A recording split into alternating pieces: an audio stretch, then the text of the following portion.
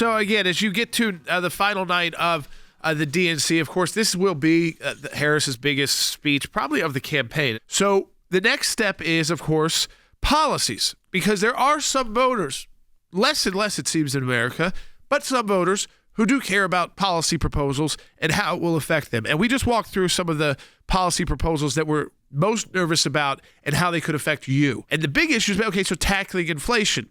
Well, it seems like they've kind of given up on tackling inflation. And so now it's let's tax the rich, and we'll go about it in some new ways and more extreme ways than even the Chinese Communist Party does. So again, you'll ask yourself, if you're a business person, where are you going to invest your money? You're going to invest your money in the U.S. where they tax you more than China?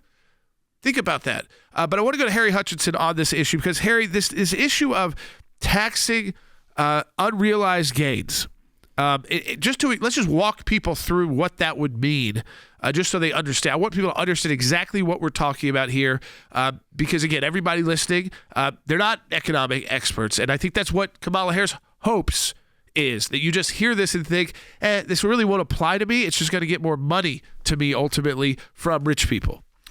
That's a brilliant question, Jordan. And so I think all of our listeners should note that left-wing tax lunacy is now in the air.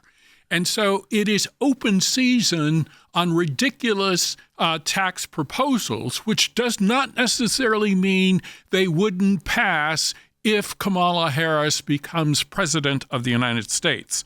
So she's not content with supporting policies that Joe Biden has supported in the past. And so she's quite willing to support policies that are even worse.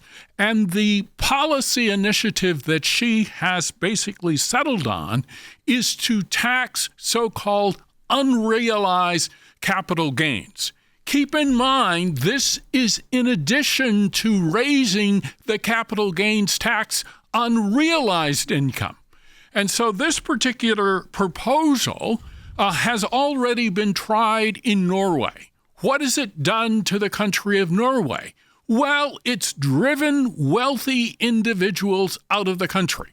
Norway is a country of about 5.3 million individuals. The United States is roughly 61 times larger than Norway in terms of population.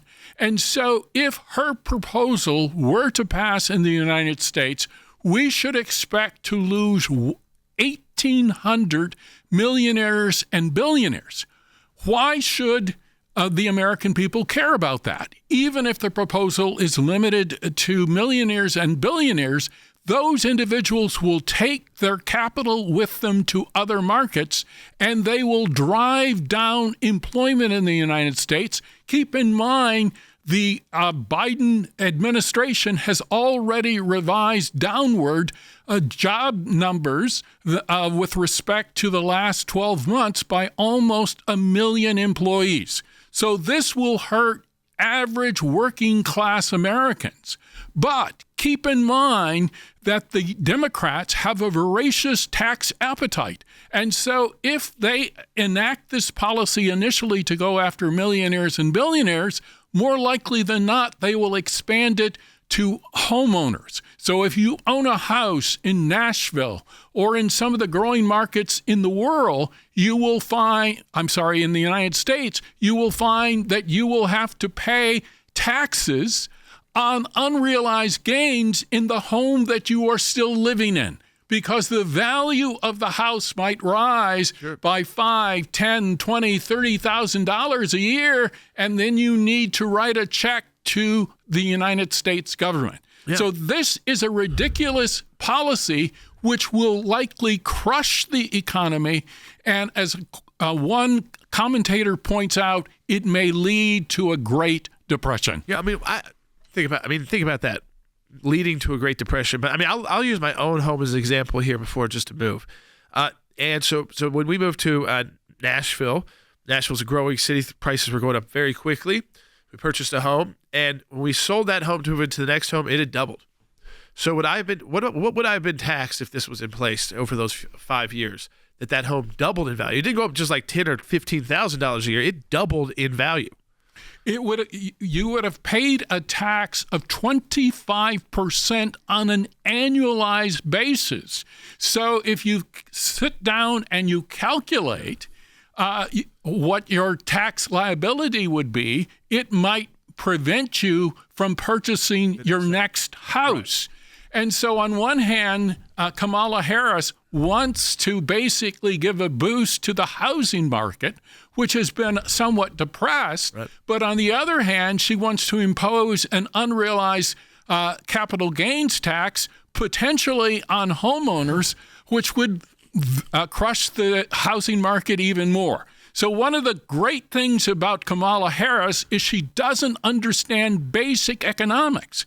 And when asked to explain how her policies will work, she can't offer an intelligible explanation. So part of the problem with Kamala Harris is she is an economic illiterate. So this is where, if you're Donald Trump, and okay, you got really one opportunity right now to be on the stage, so that's it. That's scheduled, which is one debate. If you're going to get into the weeds on any policy, and neither one of them love that, I would say. And now listen, I think Donald Trump understands economic policy a lot better. But if you're going to get into the weeds on policy or push on policy, this seems to be the one that would. This and the price controls are those two issues I think right there on economics that could really scare voters away if you have enough time. And the debate moderators allow you to really push her into the weeds on it and see what happens. I think you're precisely correct. So keep in mind that 76% of independent voters oppose this particular tax. 76% of independent voters. And so if you think about who decides the next election, it's largely independent voters. So one of the things that I would urge Donald Trump to do is to study up on unrealized capital gains taxes.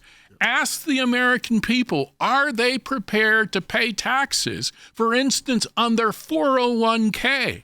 Are they willing to pay taxes on their IRA, on income they have never received and potentially will never receive? Nonetheless, they will still have to pay taxes on it. A final question on this. Okay, so 1 year it goes up. What about the next year it goes down? When does this tax actually? Would you pay this tax yearly, annually, right? Annually. So just because you had a good year, and so your value went up, but let's say that the next year your value went down, you're not going to get a reimbursement, are you? No, and that's why this is a brilliant proposal for individuals that support tax and spending ideas, such as the Green New Deal, which most Americans have opposed. Nonetheless, Kamala Harris in 2019 strongly supported the Green New Deal, which would cost between $52 trillion to $93 trillion.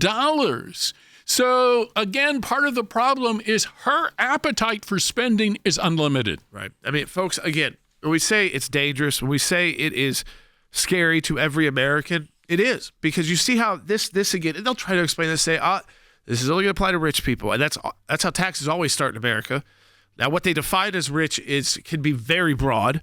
But I will tell you, a lot of retirees, you will fall under that category. And then when they've got through with that money and they want to fund other plans, what do? They keep expanding it if you let these programs get a foothold at all. So when we say we're just learning about Kamala Harris's policies, I mean, the ones we're hearing about so far, domestic economic policies, are scary enough.